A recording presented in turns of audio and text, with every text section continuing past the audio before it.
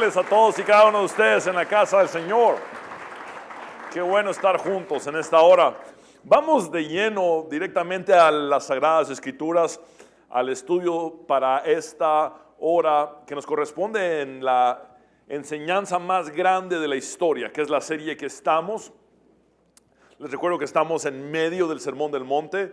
El Sermón del Monte abarca los capítulos 5, 6 y 7 del Evangelio según San Mateo. Y estamos avanzando en el capítulo 6, que es precisamente el centro. Estamos a la mitad del Sermón del Monte. Y hemos ya concluido nuestro estudio de la primera porción del capítulo 6. ¿Se acuerdan ustedes que los versículos del 1 al 18 es donde Jesús define lo que es la religión del cristiano? Jesús nos habló acerca de cómo nosotros debemos de dar o de ser generosos. Nos habló también de cómo orar correctamente y luego nos dice acerca de lo que es el ayuno correcto. Y todos estos tres elementos o tres pilares de la religión cristiana, que son el dar, la oración y el ayuno, tienen algo en común. Son practicados en lo secreto. ¿Se acuerdan ustedes que una y otra vez Jesús usa la expresión tu Padre que ve en lo secreto? Muy bien, ahora Jesús da un giro en su enseñanza para hablar de lo que es nuestro oficio público en el mundo. Termina Jesús de hablar de estas tres acciones de la religión cristiana en lo secreto para hablar ahora de nuestra vida pública, y se refiere ahora a Jesús a lo que son asuntos de dinero, asuntos de posesiones, comida, bebida, vestido y ambición. Habla aquí Jesús de el desempeño secular de los cristianos. Y es interesantísimo porque en la primera porción de los 18 versículos donde define la religión, es todo el secreto y es la responsabilidad religiosa del cristiano. Ahora da un giro del versículo 19 al 34, que son los versículos que continúan en el final del capítulo 6. Jesús se enfoca entonces en nuestra vida pública, en nuestra vida secular, se enfoca en lo que son nuestras responsabilidades como tal en esa vida secular que todos llevamos, que todos desempeñamos.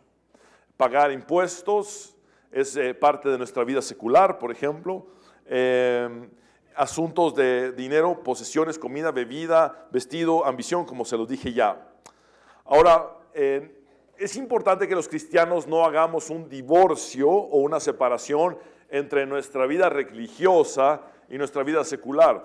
Cuando los cristianos hemos separado estas cosas, ha sido una catástrofe, porque es como tener una doble vida. Como esta es mi vida secular, voy y peco y voy y hago. No, no es así. Y voy a la iglesia, entonces ahora sí soy bueno. No, ese es un error. Cuando hablamos de una vida religiosa y una vida secular, hablamos de una misma persona que se desempeña en ámbitos que son diferentes, pero siendo la misma persona, consciente de que Dios le ve en todo momento y en todo lo que se desempeñe. Así es que vemos que la intimidad con Dios, que se define en los primeros 18 versículos, luego se evidencia en público. Se evidencia en nuestra vida cotidiana y secular. Los que hemos estado en lo secreto con Dios, entonces al salir al mundo evidenciamos nuestra fe y dónde está nuestro corazón. Por eso vemos que Jesús está interesado tanto por nuestra vida secreta como nuestra vida pública, nuestra vida religiosa como nuestra vida secular. Vemos también que en ambas esferas Él insiste en que nosotros debemos ser diferentes a la cultura popular. Él presenta el cristianismo como una contracultura, Y cuando habla de la religión, nos dice que no seamos hipócritas como los fariseos. Y cuando habla acerca de lo que es los bienes, el dinero, lo que son los bienes o el dinero, él no quiere que seamos materialistas como el mundo nos invita a hacerlo, sino que vivamos conforme a los valores del reino de Dios. Jesús presenta constantemente dos alternativas opuestas en el resto del capítulo 6. Esto que vamos a estudiar de los versículos 19 al 34, la segunda parte del capítulo 6, todo habla o todo es expuesto en dos opciones opuestas. Por ejemplo, hoy estudiaremos dos tesoros opuestos. Él dice en esta enseñanza, ustedes tienen que elegir o los tesoros en la tierra o los tesoros del cielo. Él nos lleva a esa elección. También nos pone más adelante, lo que estudiaremos en las próximas semanas, elijan o su ojo es bueno o su ojo es malo. Ustedes tienen que escoger. Si su ojo es bueno, ustedes escogen la luz. Si su ojo es malo, ustedes escogen la oscuridad. Jesús lo dice de esa manera. También nos pone a decidirnos entre dos señores y nos dice, ustedes tienen que servir o a Dios o a las riquezas, que en este caso es Mamón. Entonces tenemos que escoger constantemente en esta porción del Sermón del Monte y nos pone también a optar entre dos cosas diferentes, muy diferentes. O escogemos el materialismo o escogemos su reino. Él nos dice, buscad primeramente el reino de Dios y su justicia y lo demás os será añadido. Y nos pone a escoger entre las preocupaciones por lo material o en ocuparnos en su reino. O ocuparnos de su reino. Ahora, en esta porción, como les dije, Jesús no nos pone en ningún momento la opción de quedarnos a medias o a la mitad o quedarnos con parte de una opción y parte de otra opción. No, Él nos lleva a la elección, a que nos definamos por completo. Y en síntesis, vemos como un cristiano verdadero que ha estado en lo secreto con su Padre, que sale al mundo a tener una vida secular que le corresponde, laboral, financiera, manifiesta con su forma de vida cuál es la realidad de su fe y dónde está su corazón. Jesús lo dice, donde quiera que esté tu tesoro, ahí estará también tu corazón. Muy bien, hoy vamos a ver 3 versículos nada más de esta segunda porción del capítulo 6 del Evangelio según San Mateo o del Sermón del Monte. Y el título de esta predicación es La elección entre dos tesoros opuestos. Vamos a ver los versículos del 19 al 21. Dice así la palabra de Dios en el nombre del Padre, del Hijo y del Espíritu Santo en labios del Señor Jesucristo. No os hagáis tesoros en la tierra, donde la polilla y el orín corrompen y donde ladrones minan y hurtan, sino haceos tesoros en el cielo, donde ni la polilla ni el orín corrompen y donde ladrones no minan ni hurtan, porque donde esté vuestro tesoro, ahí estará también vuestro corazón. Y vamos a tener hoy solamente 3 puntos durante la predicación y abordaremos uno de estos versículos de nuestro texto base por cada uno de los puntos. Y este es el punto número 1. Los tesoros en la tierra, la transitoriedad de las riquezas. Vuelvo a leer el versículo 19. No os hagáis tesoros en la tierra, donde la polilla y el orín corrompen y donde ladrones minan y hurtan. Y cuando Jesús dice no os hagáis tesoros en la tierra, literalmente lo está dando como un mandamiento. No os hagáis tesoros en la tierra es un mandamiento directo de Jesús. Es un imperativo. Y quiero que entendamos qué es lo que Jesús está prohibiendo ahí. Pero para entender lo que Jesús prohíbe es necesario entender antes lo que Jesús no prohíbe. Entonces, ¿qué es lo que Jesús no prohíbe con ese mandato de que no nos hagamos tesoros en la tierra? Bueno, Esto es lo primero que Jesús no prohíbe, la propiedad privada. En ninguna parte de la Biblia está prohibido que alguien tenga una posesión o una casa propia, por ejemplo. Y esto lo vemos incluso en el mismo Sermón del Monte. Jesús dice al final: cualquiera pues que me oye estas palabras y las hace, le compararé a un hombre prudente que edificó su casa sobre la roca. En otras palabras, un hombre prudente que buscó tener una casa segura para su familia, una casa que no se cayera, un techo para los suyos. Así es que Jesús en ningún momento está prohibiendo que tengamos posesiones o que tengamos propiedades. También vemos, por ejemplo, que en Lucas, cuando él habla acerca del costo de seguirle, él dice: ¿quién de ustedes que va a edificar una torre no se sienta primero y calcula los costos para ver si puede terminar lo que empezó? Ahí está hablando de propiedad privada. En ningún momento le está prohibiendo que nosotros podamos tener propiedades, en ningún momento. Por otro lado, Jesús no prohíbe el trabajo secular ni la previsión del futuro. Vemos al mismo Pablo llevando un trabajo al lado de su desarrollo ministerial. Él era un hombre que trabajaba con cuero y se le denomina como alguien que trabajaba con carpas, que más bien era una especie de toldos de cuero, pero él hacía otro tipo también de trabajo con sus manos, con elementos de cuero, no solamente carpas o toldos, sino diversos productos con sus manos que tenían que ver con ese desarrollo del cuero. Es lo que Pablo trabajaba simultáneamente a hacer la obra del Señor.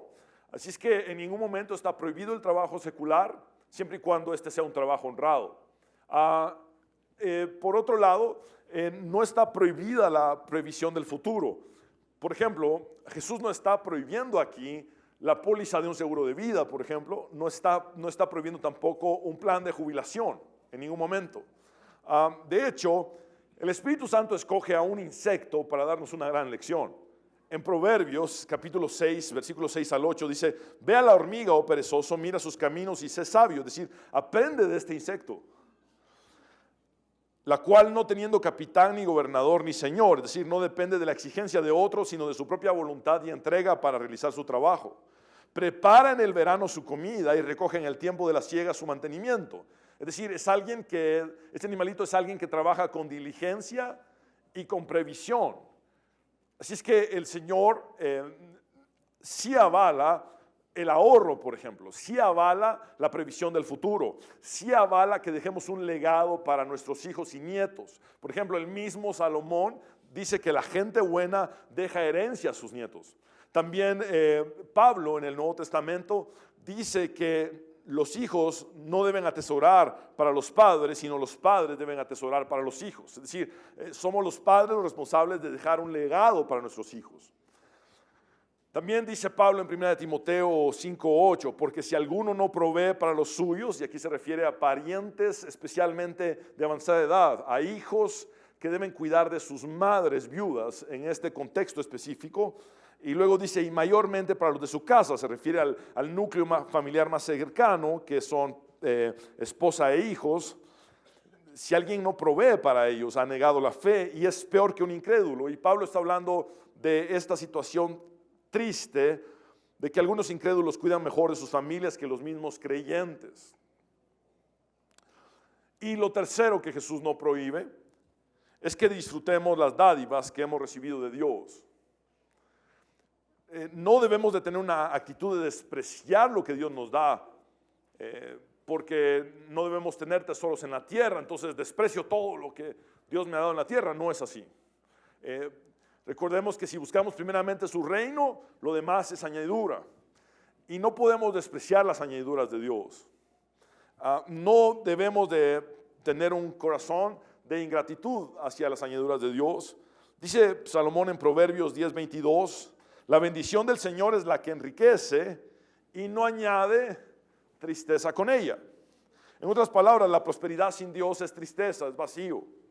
Cada vez son más las historias de ricos y famosos que viven en depresión o que se suicidan. Porque la prosperidad sin Dios es dañina, es triste, es vacía. pero la prosperidad, que es añadidura de Dios, trae verdadera alegría, verdadera satisfacción. Así es que debemos de entender esto. Dios nos da las cosas para que las podamos disfrutar.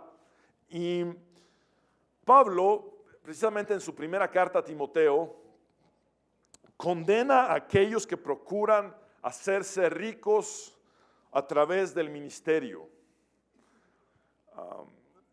Está claro, mis hermanos, si alguien se ha hecho rico siendo pastor, por ejemplo, y lo trata de justificar con manipulaciones y explicaciones, y es que fíjese y acá y por acá, no importa todo lo que adorne su justificación, está en contra de la palabra de Dios. Va en contra de la palabra de Dios. Cualquiera que se enriquece a costa de la fe de las personas es un falso. Es lo que la Biblia enseña. Y lo digo porque mis padres, cuando decidieron servirle al Señor en la década de los 80 y dijeron vamos a fundar un ministerio cristiano, cerraron su patrimonio. No hay ninguna propiedad que mis padres hayan adquirido posterior a la década de los 80. No existe ni siquiera un terrenito de 5 centímetros por 5 centímetros que ellos hayan adquirido después de los años 80, porque dijeron que le iban a servir a Dios. Timoteo aprendió esto de Pablo. Timoteo, tu ministerio pastoral no es para enriquecerte, y el que lo haga está atentando en contra de la palabra de Dios y los principios que Dios enseña. No importa cómo lo trate de explicar. Si se enriqueció siendo pastor, está mal. También vemos que cuando Pablo hace una alusión a los ricos, le enseña a Timoteo lo siguiente. Dice en 1 Timoteo 6:17, a los ricos de este siglo. Pueden repetir conmigo siglo. Es la palabra eón, que significa mundo, a los ricos de este mundo. Y aquí hay una implicación bien interesante, y es que son ricos ¿en dónde? En el mundo, no en el cielo necesariamente. Entonces le dice a los ricos de este mundo, manda que no sean altivos, es decir, que no sean soberbios, orgullosos, ni pongan la esperanza en las riquezas, porque es el síntoma más común en los que tienen posesiones, ponen su esperanza en ellas. Y luego dice, las cuales son inciertas, es decir, van y vienen, sino en el Dios vivo. Ahora aquí Pablo deja de hablar solamente de ricos, habla de ricos, pobres y de todos. Dice, que nos da todas las cosas en abundancia, ¿para qué? Para que las disfrutemos. Entonces, si Dios te provee algo en este mundo, Dios mismo quiere que lo disfrutes. Eso es importante de ver, porque toda buena dádiva y todo don perfecto, ¿de quién proviene? De Dios. Entonces Dios anhela que disfrutes lo que Él te ha dado. Por otro lado, quiero decirles, mis hermanos, esta frase que estoy citando textualmente de una de mis profesoras de griego, la doctora Anita de Enríquez, escribió: la abundancia que Cristo ofrece no es de bienes materiales, sino una abundancia de propósito y gozo para la vida en una relación íntima con Dios. Cuando Jesús dice, yo he venido a traerles vida y vida en abundancia, no está haciendo énfasis en lo material, sino en el propósito y el gozo que recibimos de tener una vida en relación íntima con Dios. Esa es la abundancia de Cristo. Ahora, que hemos entendido, que Jesús no prohíbe la propiedad privada, que Jesús no prohíbe la previsión del futuro y que Jesús no prohíbe lo que es el que disfrutemos sus dádivas, entonces debemos de entender lo que Jesús sí prohíbe. Y Él dice, no os hagáis tesoros en la tierra. Ahora, ¿pueden repetir conmigo hagáis? Es la palabra thesaurizo en griego, que significa acumular. La mejor traducción para esa palabra que Reina y Valera ponen como hagáis es acumular. Por eso me encanta la versión de la Nueva Biblia del Día en esta porción, porque dice, no acumulen, en Mateo 6:19, en la Nueva Biblia del Día, no acumulen para sí tesoros en la tierra. Muy bien, ¿a qué se refiere Jesús? No sean materialistas, no sean codiciosos. Eso es lo que está Él diciéndonos. Nos está prohibiendo el materialismo y la codicia. Salomón dice en Proverbios 23:4, no te afanes acumulando riquezas, no te obsesiones con ellas. En otras palabras, no desvíes tu enfoque a lo que no perdura. No gastes tu vida persiguiendo la falsedad de las riquezas materiales. Jesús dice en Lucas 12:15, tengan cuidado con toda clase de avaricia. La vida no se mide por cuánto tienen. El que trata de tener una identidad por lo que tiene está completamente equivocado. Sea así rico o sea pobre. El rico que dice yo soy alguien porque tengo, está mal. Y el pobre que dice no soy nadie porque no tengo, también está mal. Porque nuestra identidad no está en las posesiones, sino en quién es nuestro Padre Celestial. Nuestra identidad está en quién es nuestro Salvador Jesucristo y en el Espíritu Santo que mora en nosotros. Por eso vemos que cuando Jesús da el mensaje a las iglesias del Apocalipsis, le dice, por ejemplo, a la iglesia de Esmirna, tú eres pobre, pero para mí eres rico. Le dice, por ejemplo, a la iglesia de la Odisea, tú dices que eres rico y que no tienes necesidad de nada, pero para mí eres un desventurado, miserable, pobre, ciego y desnudo. Entonces, no ponemos nuestra identidad en las posesiones, sino en Dios. Proverbios 28:20 dice, el hombre fiel recibirá muchas bendiciones. El que tiene prisa por enriquecerse no quedará impune. ¿Han visto noticias últimamente? Gente que tuvo prisa por enriquecerse, ¿dónde está ahora? En la cárcel. En la cárcel. Y recordemos que todo el mundo es inocente hasta que se compruebe lo contrario. Pero, bueno, ya ustedes saben.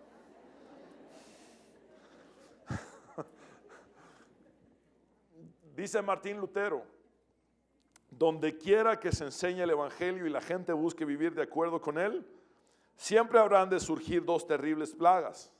Los falsos predicadores que corrompan la enseñanza y luego don avaricia, que impide la vida recta.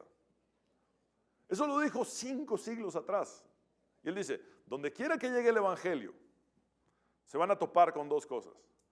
Predicadores que van a manipular las escrituras y tergiversar las enseñanzas, y luego va a aparecer don avaricia, así lo denomina él, que va a impedir la vida recta. Hay varios principios que la Biblia nos da de por qué los tesoros en esta tierra no sirven de nada. Y vemos, por ejemplo, que nuestra vida terrenal es breve y los deleites materiales son efímeros. En Lucas 12, 16, 21, Jesús da esta parábola diciendo, la heredad de un hombre rico había producido mucho, es decir, tuvo una repentina prosperidad material. Y él pensaba dentro de sí diciendo, ¿qué haré porque no tengo dónde guardar mis frutos? Es decir, trataba de determinar cómo preservar tanto recurso que había recibido o acumulado. Y dijo, esto haré, derribaré mis graneros y los edificaré mayores, y allí guardaré todos mis frutos y mis bienes. Y diré a mi alma, alma, muchos bienes tienes guardados para muchos años, repósate, come, bebe, regocíjate. Ahora, solo de los versículos 17 al 19 que acabamos de leer, hay 6 verbos en primera persona singular. Es decir, este hombre hablaba así, yo.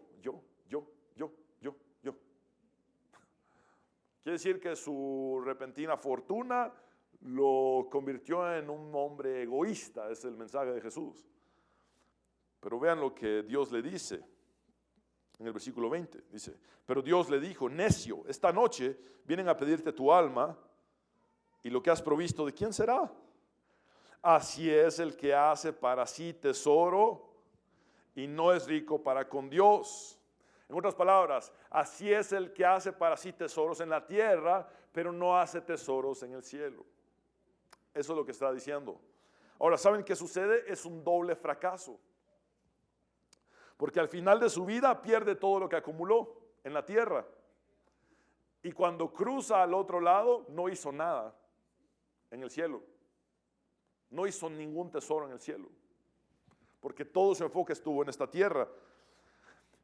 Este es un principio bíblico. La depreciación de todo lo terrenal es del 100%. ¿Sabes por qué? Porque cuando muramos, lo perdemos absolutamente todo. Bueno, quizás solo un pantalón y una camisa. Ahí en la caja nos toque, ¿verdad? Pero de todas formas se va a echar a perder con nuestros cuerpos también. ¿Se acuerdan ustedes de cómo enterraban a los faraones, por ejemplo, con un montón de oro y cosas que les iban a servir para el viaje? Pasaron miles de años y ahí los arqueólogos están poniendo ahora eso en museos, porque no. Porque es una farsa pensar que alguien se va a llevar algo. Entonces es una doble pérdida porque pierdes todo lo que acumulaste aquí, pero no hiciste nada para la eternidad. Doble pérdida.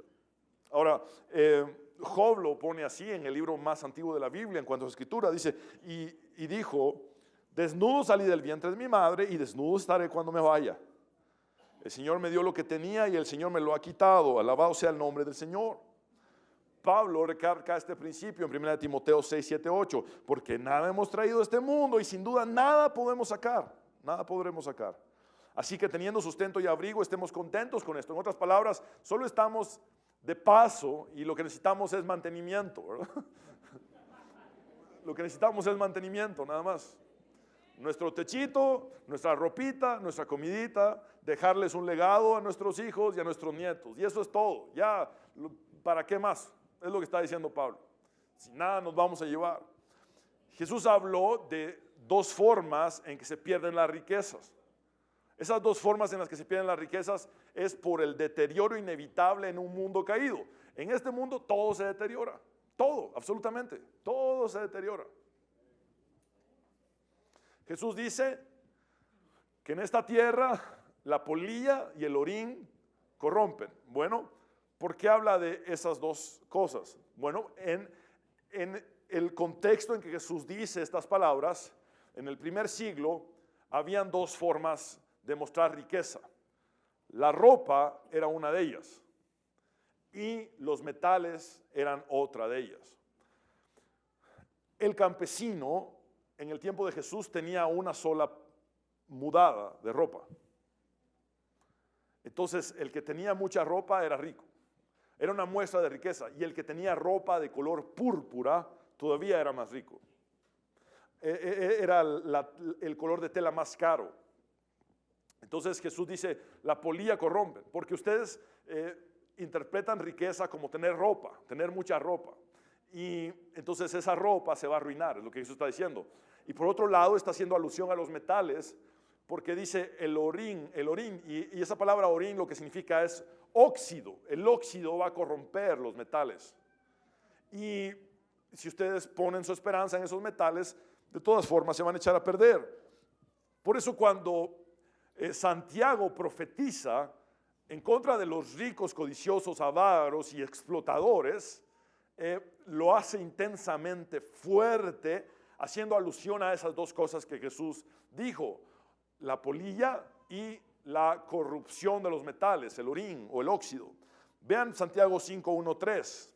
Dice, presten atención ustedes los ricos, lloren y giman con angustia por todas las calamidades que les esperan. Aquí está dando una profecía a Santiago al estilo de los profetas del Antiguo Testamento. Está lleno del Espíritu Santo, profetizando en contra, como les dije, de los ricos, avaros, codiciosos y explotadores. La Biblia no está en contra de los ricos como tal. Pueden haber en la Biblia personajes como José de Arimatea, por ejemplo, que era un hombre rico, pero que no puso su corazón en las riquezas, sino que más bien sus riquezas sirvieron para el reino de Dios. Estamos hablando de ricos con una perspectiva equivocada. Y aquí está profetizando en su contra Santiago y les dice, su riqueza se está pudriendo, es decir, se está deteriorando y su ropa fina son trapos carcomidos por polillas. Porque se los dije, la ropa era un símbolo de riqueza. Ahora sigue diciendo, su oro y plata se han corroído. ¿Saben a qué está haciendo alusión aquí? A las mismas palabras de Jesús. El orín que corrompe los metales o el óxido que echa a perder los metales. Las mismas riquezas con las que contaban les consumirán la carne como lo hace el fuego. El tesoro corroído que han amontonado testificará contra ustedes el día del juicio. Y tenemos la historia de ultratumba que Jesús da del rico y Lázaro. ¿De qué le sirvió al rico todo lo que tenía en vida? De nada. ¿Cómo estaba Lázaro que pasó mendigando las migas que caían de la mesa del rico? Con perros que lamían sus heridas y sus llagas. ¿Cómo estaba Lázaro en ese momento después de esta vida, en la eternidad? Era muy distinta su condición. El día del juicio de nada sirven las posesiones. Nadie va a poder decir, no, es que yo soy VIP, por favor, atiéndanme bien en el juicio, Señor. Yo era rico en la tierra, atiéndanme bien aquí en el juicio, por favor. Y Dios no le va a recibir a nadie nada en el día del juicio. Nadie va a poder decir, Señor, no lo podemos arreglar aquí entre tú y yo. Dios no es sobornable, mis hermanos. De nada va a servir el día del juicio la posición política, social o cualquier tipo de influencia que hayamos tenido en esta tierra. En el día del juicio vamos a rendir cuentas de nuestros pensamientos, de las intenciones del corazón y de absolutamente todo lo que hicimos. Cuando dice que en la tierra los ladrones minan y hurtan, ¿pueden repetir conmigo, minan? Se refiere a los ladrones hacen boquetes en las paredes para robarse lo que está dentro de una casa o de un edificio.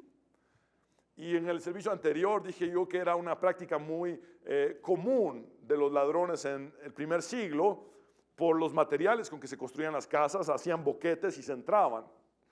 Pero una hermana dijo, y todavía sigue pasando, pastor, 2000 años más tarde. Bueno, tiene razón. Sigue siendo la misma práctica. Abren boquetes, entran y roban. Es lo que se refiere, es a lo que se refiere Jesús. Y la idea es, o las cosas se deterioran o se las roban en este mundo. Ahora, otro principio en la Biblia es que la búsqueda de acumular riquezas en la tierra nos lleva a ser indiferentes con los necesitados. Pero ¿saben qué es esto? Ser indiferentes para con Dios. En el día de juicio, Jesús dirá, todo lo que hicieron por uno de estos pequeñitos, lo hicieron también por mí. ¿Se acuerdan ustedes? Pero Señor, ¿cuándo te vimos con hambre o con frío? ¿O cuándo te dimos esas cosas que tú dices que te dimos? Bueno, todo lo que hicieron por uno de los pequeñitos, lo hicieron por mí. Ahora, cuando uno es indiferente a los necesitados, es indiferente a Dios.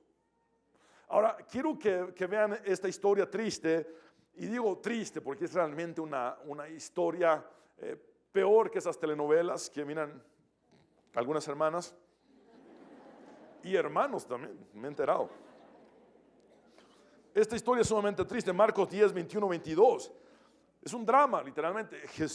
Entonces Jesús mirándole al joven rico, le amó y le dijo, una cosa te falta, anda, vende todo lo que tienes y dalo a los pobres y tendrás, ¿qué? Tesoro en el cielo. ¿Saben qué le estaba dando a entender Jesús? Acá eres muy rico en la tierra, tienes tesoros en la tierra, pero no tienes nada en el cielo. Te hace falta tener un tesoro en el cielo y para eso tienes que renunciar a tus tesoros en la tierra. Anda, vende todo lo que tienes y dalo a los pobres. Y vean estas palabras. Y ven, sígueme. ¿Pueden repetir conmigo? Sígueme. Tomando tu cruz. ¿Saben qué? Esa misma palabra Jesús se la dijo, por ejemplo, a Pedro. Le estaba dando la misma oportunidad que a Pedro. Ven conmigo, sígueme, carga la cruz.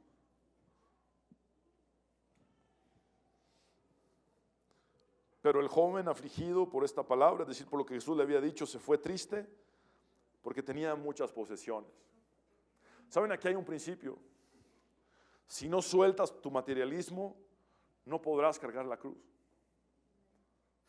Si no sueltas tu materialismo, no podrás cargar la cruz. Por eso la falsa doctrina de la prosperidad enseña a la gente a dejar la cruz tirada y a cargar posesiones.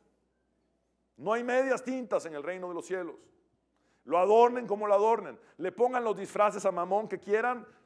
La falsa doctrina de la prosperidad enseña a la gente a abandonar la cruz y a cargar posesiones. Es lo que le pasó al joven rico. Primera de Juan 3, 17, 18, dice el apóstol, pero el que tiene bienes de este mundo y ve a su hermano tener necesidad y cierra contra él su corazón, ¿cómo mora el amor de Dios en él? ¿Saben que eso fue lo que le sucedió al joven rico? Cerró su corazón para los pobres porque había cerrado también su corazón para con Dios. Por eso dice Juan, hijitos míos, no amemos de palabra ni de lengua, sino de hecho y en verdad. Otro principio de la palabra de Dios es que cuando hacemos tesoros en la tierra y ponemos nuestra confianza en esos tesoros, negamos a Dios.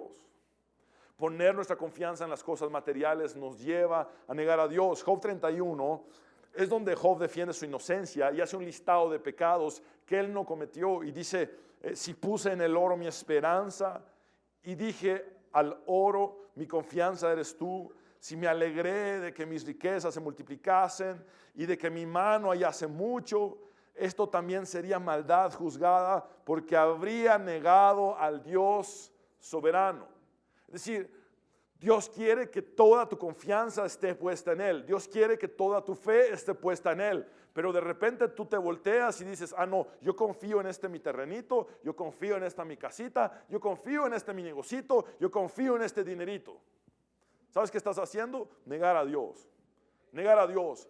Porque no es el dinero tu proveedor, es Dios tu proveedor.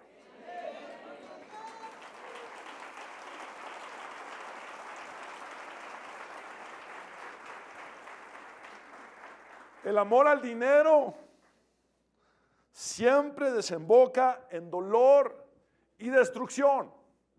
No hay ninguna excepción. Es una ley infalible de la Biblia. Así como existe la ley de la gravedad y si te tiras de un edificio de 10 pisos diciendo yo no creo en la ley de la gravedad, así que me voy a tirar. ¿Qué te va a pasar? Te matas. Y si alguien dice no, es que yo amo a Dios pero amo al dinero también, no, se está engañando a sí mismo. Va a terminar en destrucción y ruina. No se puede servir a dos señores, es lo que vamos a estudiar más adelante. Pero dice, por ejemplo, en Lucas 16, 14, lo siguiente. Los fariseos que amaban, ¿cuánto?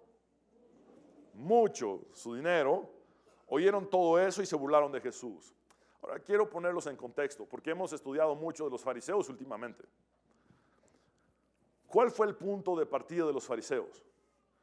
Una pésima interpretación de la palabra de Dios. ¿Por qué hacemos tanto énfasis en la doctrina? ¿Por qué Pablo le insistió tanto a Timoteo? Sufre la sana doctrina. Porque la mala doctrina, la falsa doctrina nos lleva a prácticas contrarias a Dios. Es decir, a hacer la voluntad de Satanás. Así como lo oyen. Una falsa doctrina nos lleva a cumplir los deseos de Satanás. Así de fuerte es. Los fariseos interpretaron mal la palabra de Dios. ¿Saben cuál fue el siguiente paso? Tener un falso concepto de ellos mismos. Interpretar mal la palabra de Dios nos lleva a tener un falso concepto de nosotros mismos. ¿Cuál era el concepto de los fariseos de sí mismos? Eran unos arrogantes, eran unos soberbios, se creían la gran cosa, ellos se creían superiores a los demás, ¿Cómo oraban? Te agradezco porque no soy como ese otro pecador. No, yo soy tan bueno, Dios. Tenían un falso concepto de sí mismos porque tenían una mala interpretación de las Sagradas Escrituras. Y lo vemos en la actualidad. Alguien que tiene una mala interpretación de las Sagradas Escrituras puede llegar hasta creerse Dios.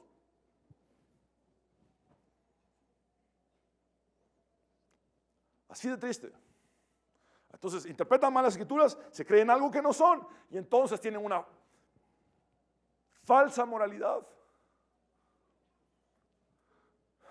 y una religión practicada en búsqueda de protagonismo. ¿Por qué hacían todos los fariseos? Para ser vistos por la gente.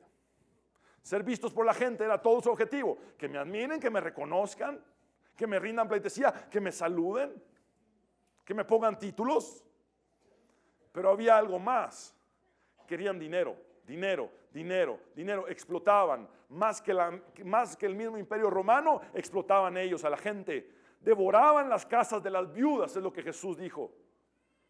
Implica que a las más desvalidas, a las más necesitadas, no les tenían compasión. Miraban cómo les sacaban el dinero y se quedaban con sus propiedades.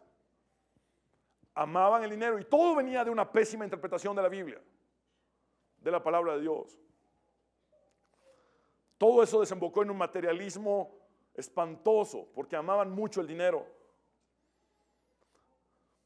En 1 Timoteo 6, 9, 10 dice el apóstol Pablo: porque los que quieren enriquecerse caen en tentación y lazo y en muchas codicias necias y dañosas que hunden a los hombres en destrucción y perdición. Por favor, repitan conmigo: hunden. Eso implica tocar fondo. Aquí Pablo está haciendo una descripción gráfica de una persona avara, sofocada, asfixiándose bajo el peso tremendo de sus deseos materiales que nunca se satisfacen, que termina en destrucción y ruina. Eso es lo que Pablo está describiendo allí. Y sigue diciendo en el versículo 10: porque raíz de ¿cuántos males? Todos, absolutamente todos los males. Es el amor al dinero, no el dinero, sino el amor al dinero. El dinero es neutral, no es ni bueno ni malo. Ahí está el dinero. No habla, el dinero no habla. Es solamente algo que sirve para comprar, para vender. Eso es todo. Pero el amor al dinero, ese es el principio de todos los males.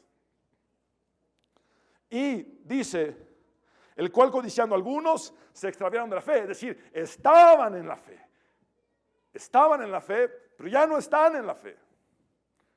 Porque el amor al dinero les ganó. Y fueron traspasados de muchos dolores. Una vida materialista produce dolor e insatisfacción. El mismo Salomón dice en Eclesiastés que el que ama el dinero nunca se saciará con dinero. Todos nos hemos preguntado, ¿qué estaba en la cabeza de esta persona que no le alcanzó una casa, quería otra casa y otra casa, y ahora quería otra mansión y otra mansión, y ahora otra finca y otra finca, y ahora otro carro y otro carro, y ahora un yate, y ahora un helicóptero y un avión? ¿Qué estaba en su cabeza?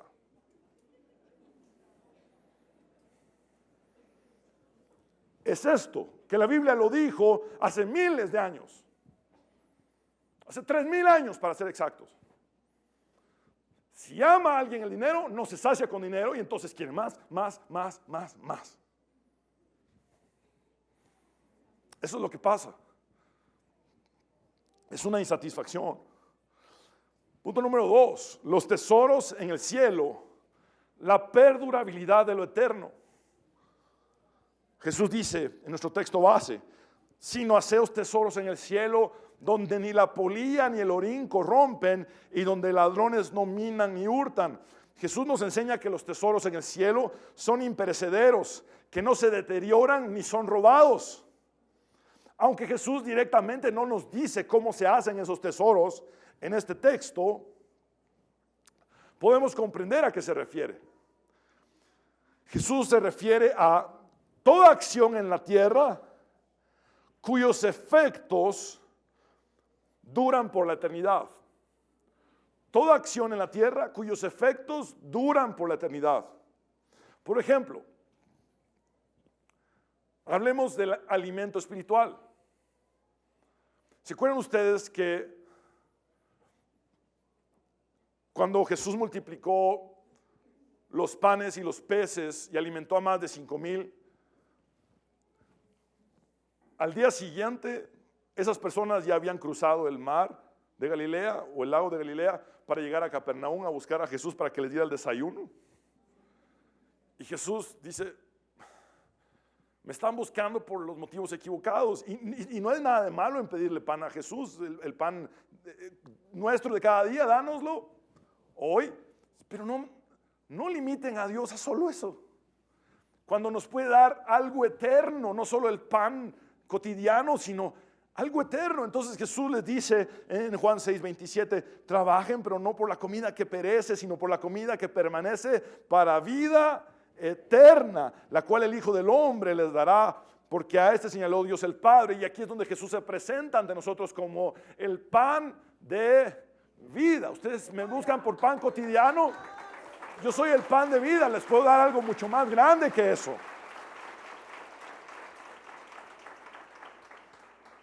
También las obras espirituales tienen una repercusión eterna. Dice en 1 Corintios 3:14 el apóstol Pablo, si lo que alguno sobreedificó permanece, ese recibirá su recompensa. ¿Saben a qué se refiere? Si Dios aprueba la obra que alguno ha edificado sobre el fundamento ya puesto, recibirá una recompensa eterna. Esto es todo lo que hacemos en el reino de Dios, es todo lo que hacemos en la iglesia de Cristo, es todo lo que hacemos nosotros como un servicio a Dios. Si este servicio es aprobado, Él lo ve como una sobreedificación sobre el fundamento que Él ha puesto, y entonces nos ofrece una recompensa eterna. También vemos las 3 virtudes permanentes en la Biblia. Todos sabemos cuáles son esas 3 virtudes: la fe, la esperanza y el amor. Dice en 1 Corintios 13:13 el apóstol, 3 cosas durarán para siempre: la fe, la esperanza y el amor. Y la mayor de las 3 es el amor.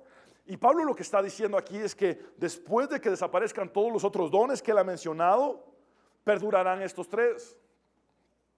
Quiere decir que todo aquello que realizamos con fe, todo aquello que realizamos con nuestra esperanza puesta en Dios, todo aquello que realizamos con amor ágape, el amor de Dios en nosotros, todo eso tiene repercusión en la eternidad.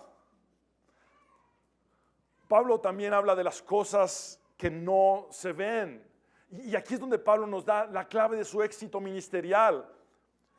Literalmente él dice en 2 Corintios 4:18, no mirando nosotros las cosas que se ven, sino las que no se ven, pues las que se ven son temporales, pero las que no se ven son eternas. Si tú le preguntaras a Pablo, ¿cuál fue el éxito en tu ministerio? ¿Por qué fuiste uno de los hombres más usados por Dios en el primer siglo? Pablo te respondería, porque me puse mi enfoque en las cosas que no se ven y no en las que sí se ven. Esa fue su clave. ¿Sabes? Las cosas que se ven no son la meta de nuestra existencia. Nuestro gran objetivo son las cosas que no se ven porque son eternas. Todos aquellos grandes hombres de Dios que han dejado huella en la historia han puesto su enfoque en el cielo. ¿Saben ustedes cómo han dejado huella en la tierra? Poniendo su enfoque en el cielo. Tristemente, el cristiano cuyo enfoque está en la tierra no deja huella en la tierra. ¿Qué huella deja un pastor que se ha enriquecido a costa de la fe de la gente? ¿Qué huella deja? Pero ¿qué huella deja un Pablo que dice, todo aquello lo considero estiércol con tal de acabar lo que Jesús me encomendó que hiciera? ¿Qué huella dejó Pablo? ¿Qué huella deja a alguien que vive en codicia y en avaricia? No deja más huella que su propio egoísmo. Pero ¿qué huella deja a alguien que pone su mirada en los tesoros del cielo? ¿Sabes cómo es Dios? Él dice, ¿estás poniendo tu mirada en las cosas que no se ven? ¿Estás enfocándote en hacer tesoros en el cielo? Pues yo te voy a usar para dejar huella en la tierra. Eso es lo que él dice. Literalmente. Estoy parafraseando su mensaje. Porque alguien dijo esto. Ambiciona el cielo y lograrás la tierra. Ambiciona la tierra y no lograrás ninguno de los dos. Se los parafraseo. Ambiciona el cielo y Dios te usará para dejar huella en esta tierra. Pero ambiciona la tierra y terminarás sin nada. Sin nada. Es el doble fracaso del que les hablé. Porque no nos llevamos nada de lo que acumulamos aquí.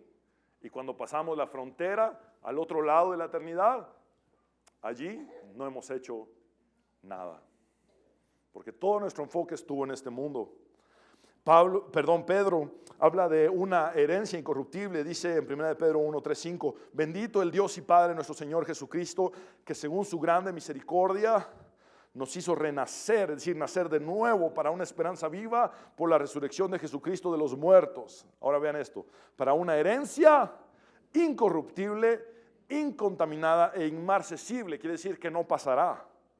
Reservada ¿en dónde? En los cielos para vosotros, que sois guardados por el poder de Dios mediante la fe para alcanzar la salvación que está preparada para ser manifestada en el tiempo postrero. Cuando alguien es una nueva criatura en Cristo, las cosas viejas pasaron, todas son hechas nuevas. Inmediatamente Jesús dice: tú eres coheredero conmigo, y lo que te espera en los cielos por creerme, por seguirme, por servirme, por cargar la cruz, es una herencia incorruptible, incontaminada, inmarcesible. Esa es nuestra realidad como creyentes, como cristianos. Es en esta porción del Sermón del Monte que Jesús dice: buscad primeramente el reino de Dios y su justicia, y luego promete que todas las demás cosas se nos serían añadidas. Pero cuando habla de ese reino, es un reino inconmovible, mis hermanos. Lo único que perdurará al final de los tiempos es el reino de Dios. Los reinos de este mundo y la gloria de ellos pasarán. Ninguno de los reinos del mundo prevalecerá. Solamente el reino de Dios es el reino inconmovible. Y lo vemos en Hebreos 12, 26, 27. Dice: en aquella ocasión la voz de Dios sacudió la tierra, y se refiere al monte Sinaí. Cuando Dios habló en el monte Sinaí, hubo un terremoto. Pero ahora ha prometido: una vez más sacudiré no solo la tierra, sino también el cielo. Vean esta promesa de Dios hacia el futuro, que temblará el cielo, no solamente la tierra. Versículo 27. Y esta frase, una vez más, significa que las cosas movibles, es decir, las cosas hechas, serán removidas para que permanezcan las inconmovibles. Es decir, las que ahora son invisibles serán la realidad futura. Por favor, equivocadamente hemos interpretado que lo que podemos palpar y que lo que podemos mirar es lo real. Aquí está diciendo Dios que de eso no quedará nada. Que lo invisible será lo que realmente permanecerá como inconmovible en el futuro. Cuando Él establezca su reino completamente, todo aquello que nosotros trabajamos, que ha sido invisible, será lo que estará como lo inconmovible. No sé si me estoy explicando, porque es profundo.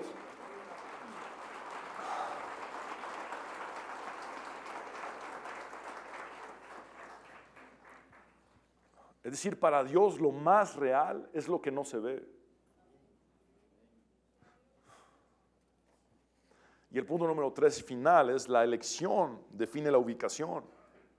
Y aquí está una pregunta: ¿en dónde está tu corazón? El principio que Jesús da es que el corazón persigue el tesoro. Si el tesoro está en la tierra, el corazón estará en las cosas de este mundo. Juan define lo que hay en el mundo como los deseos de la carne, los deseos de los ojos, que es la codicia y la vanagloria de la vida. Si tu corazón está en los tesoros de la tierra, entonces estás persiguiendo los deseos de tu carne, estás persiguiendo los deseos de tus ojos, estás persiguiendo la vanagloria de la vida. Pero si tu corazón está en el cielo, Perdón, si tu tesoro está en el cielo, tu corazón estará en los intereses de Dios. Dice en Romanos, leamos primero el texto base. Dice, porque donde esté vuestro tesoro, ahí estará también vuestro corazón, está claro. Dice el apóstol Pablo en Romanos 8, 5, 7, los que están dominados por la naturaleza pecaminosa piensan en cosas pecaminosas, pero los que son controlados por el Espíritu Santo piensan en las cosas que agradan al Espíritu. Por lo tanto, permitir que la naturaleza pecaminosa les controle la mente lleva a la muerte, pero permitir que el Espíritu les controle la mente lleva a la vida y a la paz, es decir, a la tranquilidad interior que proviene de la rendición a Dios. Versículo 7, pues la naturaleza pecaminosa es enemiga de Dios siempre, nunca obedeció las leyes de Dios y jamás lo hará. Somos gobernados por aquello en lo que nos concentramos. Este es el examen para saber dónde está tu tesoro. ¿En qué es lo que más piensas?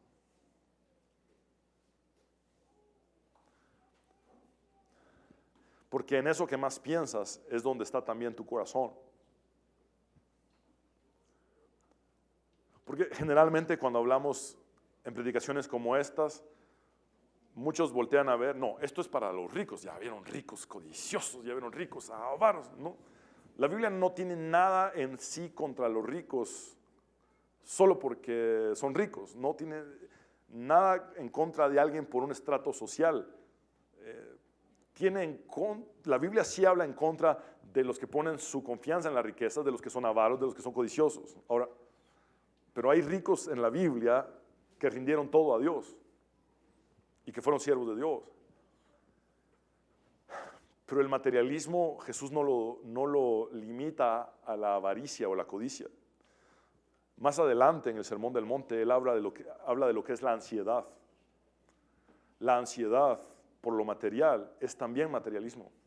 La ansiedad por la comida, por la ropa, la ansiedad por la bebida, la ansiedad por, ay, ¿qué voy a comer? ¿O qué voy a tener?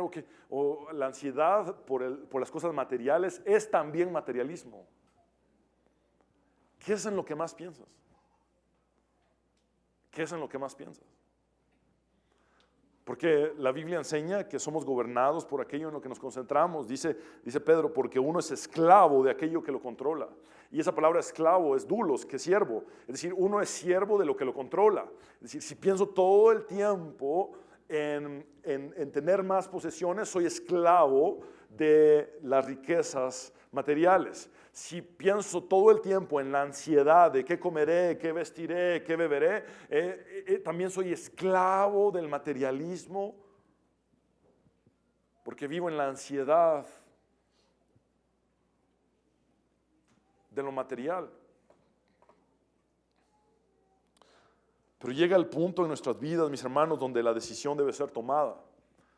Les dije, toda esta enseñanza en la segunda parte del capítulo 6, en el Sermón del Monte por parte de Jesús, es de elecciones. Elegir entre tesoros en la tierra, tesoros en el cielo, elegir entre un ojo bueno o un ojo malo, elegir entre dos señores, Dios y las riquezas, elegir entre preocuparnos por lo material u ocuparnos de su reino. Y ese momento de elegir siempre llega, porque Dios no es un Dios de medias tintas.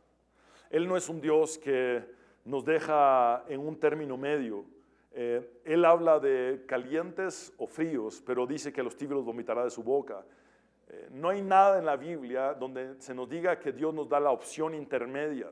Es porque todo lo puedo en Cristo que me fortalece, o porque separados de mí nada podéis hacer. Es todo o nada. No hay nada intermedio con Dios. No se puede tener tesoros en la tierra y tesoros en el cielo. No. Se hacen tesoros en el cielo y se reciben añadiduras en la tierra, eso sí. Añadiduras que se pueden incluso disfrutar, como Dios lo enseña. Pero no hay medias tintas, y el momento de elegir llega. Y llegó en la vida de Moisés, por ejemplo. Vemos en Hebreos 11, 24, 26, dice, fue por la fe que Moisés, cuando ya fue adulto, ahí fue donde le tocó elegir. rehusó llamarse hijo de la hija del faraón. Prefirió ser maltratado con el pueblo de Dios a disfrutar de los placeres momentáneos del pecado. Consideró que era mejor sufrir por causa de Cristo que poseer los tesoros de Egipto. Y Egipto es un símbolo del mundo. Es decir, prefirió sufrir por la causa de Cristo que poseer los tesoros del mundo, pues tenía la mirada puesta en la gran recompensa que recibiría. Moisés renunció a varias cosas. Moisés renunció a su posición política porque era parte de la realeza de Egipto, del imperio. Moisés renunció a sus posesiones, a su estrato social, y se fue con el pueblo de Dios que eran esclavos, y estuvo con ellos y sufrió con ellos, y todo esto enfocado en el Mesías venidero, en Cristo nuestro Señor. La elección llega y debe ser tomada la decisión: o haces tesoros en la tierra y fracasas doblemente, o haces tesoros en el cielo y vives en victoria. ¿Cuál hubiera sido el desenlace de Moisés si no se decide por Cristo? Si Moisés se hubiera quedado cómodamente en la casa de la hija del faraón, si Moisés se hubiera quedado cómodamente siendo la realeza del imperio egipcio, si Moisés se hubiera quedado cómodamente en sus riquezas materiales, ¿saben cuál sería la historia hoy en día?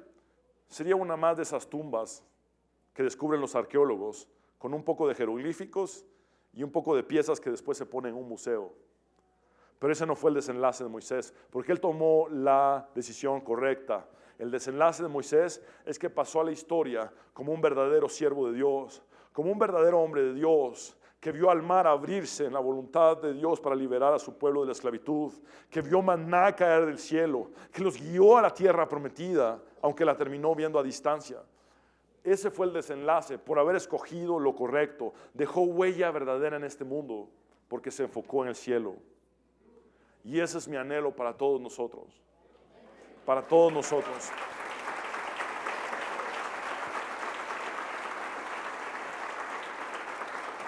Que escojamos los tesoros del cielo. Mis hermanos, les invito a que nos pongamos de pie. Vamos a orar.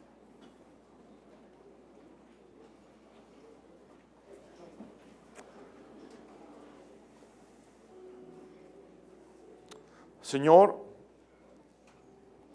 te damos gracias por tu palabra que es viva y eficaz, y porque tú nos llevas a un momento de decisión absoluta,